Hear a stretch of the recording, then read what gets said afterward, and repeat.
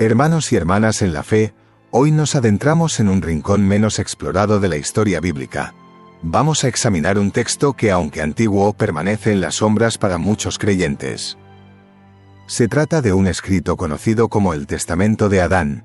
Su nombre ya sugiere una conexión con los albores de la humanidad, con el primer hombre creado por Dios. Pero este texto no se encuentra entre las páginas de nuestras Biblias. Pertenece a la categoría de los llamados textos apócrifos. Un texto apócrifo es aquel que no fue incluido en el canon bíblico oficial.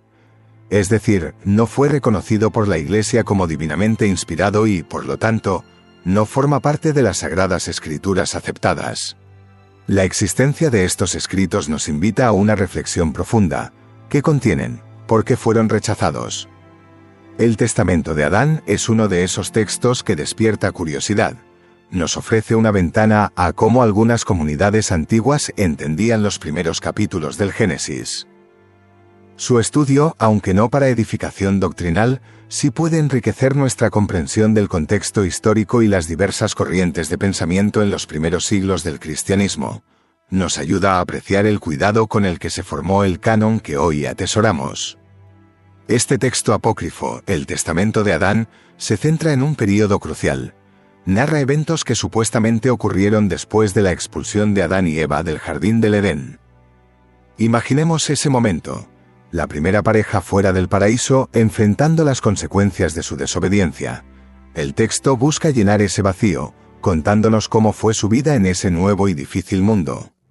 La narrativa central se enfoca precisamente en la vida de Adán y Eva después de su caída. Describe sus luchas, su arrepentimiento y su relación con Dios en esta nueva realidad. Es un relato que busca explorar las emociones y experiencias de los primeros seres humanos tras perder la comunión directa con su Creador. Nos presenta un cuadro de su existencia fuera del Edén.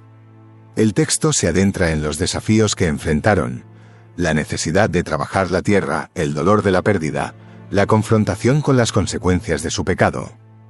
Es una historia que, aunque no canónica, intenta dar una perspectiva sobre el inicio de la historia humana tal como la conocemos, marcada por la caída. Nos muestra a Adán y Eva lidiando con su nueva condición. Dentro de la narrativa del Testamento de Adán, hay una historia que destaca particularmente. Se trata de una visión que Adán supuestamente tuvo. Esta visión es de suma importancia en el texto. En ella, Adán recibe una revelación sobre la futura llegada de Jesucristo. La visión ocurre en un momento de profunda reflexión y arrepentimiento de Adán. El texto lo presenta meditando sobre su pecado y la condición de la humanidad. En medio de su angustia y su búsqueda de consuelo, Adán recibe esta revelación divina. Es un momento de conexión espiritual, aunque descrito fuera del relato bíblico canónico. Adán recibe una visión clara sobre el Mesías venidero. Se le muestra que, a pesar de la caída, Dios tiene un plan de redención para la humanidad. Esta visión le proporciona un inmenso consuelo a Adán. Saber que no todo está perdido, que hay una esperanza futura, alivia su carga. También le infunde una profunda esperanza. La promesa de un Redentor le da fuerzas para seguir adelante a pesar de las dificultades de su existencia post-Edén. La visión anticipa la redención que vendría a través de Jesús. Presenta a Adán como alguien que, de alguna manera, tuvo conocimiento del plan divino para salvar a la humanidad. Es un elemento fascinante del texto, aunque debemos recordar que no es parte de la revelación bíblica aceptada. Nos muestra cómo algunas tradiciones antiguas imaginaban la conexión entre el primer hombre y el Salvador. Otro aspecto importante que el Testamento de Adán aborda es la descripción de la tentación de Eva. El texto dedica espacio a este evento crucial. El texto describe la tentación de Eva por el diablo con cierto detalle. Busca ofrecer una perspectiva más amplia de lo narrado en Génesis. Ofrece una perspectiva detallada de la tentación misma. Describe el acercamiento del tentador y el diálogo que tuvo con Eva. Según este texto, el diablo se acercó a Eva en forma de serpiente. Esto concuerda con el relato bíblico, pero el apócrifo podría añadir elementos. El diablo usó su astucia para convencer a Eva de desobedecer a Dios. El texto explora las palabras y argumentos que utilizó para seducirla. La narrativa profundiza en los motivos del diablo. Intenta explicar por qué el adversario quiso llevar a la humanidad a la ruina. También profundiza en las estrategias del diablo. Describe cómo manipuló la verdad y apeló a los deseos y dudas de Eva. Finalmente, la narrativa explora la vulnerabilidad de Eva ante la tentación. Presenta su estado mental y emocional que la hizo susceptible a las mentiras del diablo. Este enfoque detallado busca quizás comprender mejor la magnitud de la caída. Nos muestra la visión que tenían algunos sobre la astucia del enemigo y la fragilidad humana. Ahora abordemos la pregunta clave. ¿Por qué un texto como el Testamento de Adán fue prohibido o más precisamente no incluido en el canon bíblico?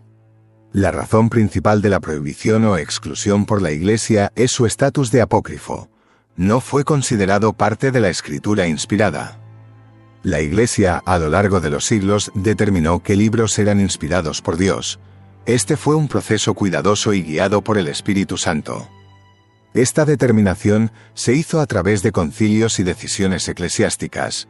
Los líderes de la Iglesia primitiva discernieron qué escritos tenían autoridad apostólica y eran consistentes con la fe recibida. Los textos apócrifos, como el Testamento de Adán, no fueron incluidos en el canon bíblico. No cumplieron con los criterios establecidos para ser considerados palabra de Dios. Una razón fundamental para la exclusión fue la falta de evidencia de autoría divina. No se consideró que estos textos provinieran directamente de la inspiración del Espíritu Santo. Otra razón importante fue la presencia de doctrinas consideradas heréticas. Algunos textos apócrifos contenían enseñanzas que contradecían la fe apostólica. También se consideraron doctrinas contradictorias con la teología oficial.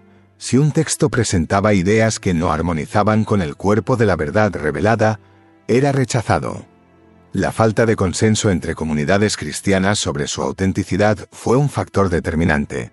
Los libros canónicos fueron universalmente aceptados por las iglesias primitivas. El Testamento de Adán y otros apócrifos no gozaron de esta aceptación generalizada. Su uso era limitado a ciertos grupos o regiones. A pesar de no ser canónico, la prohibición o exclusión no significó que el texto fuera completamente desconocido. Su historia es más compleja.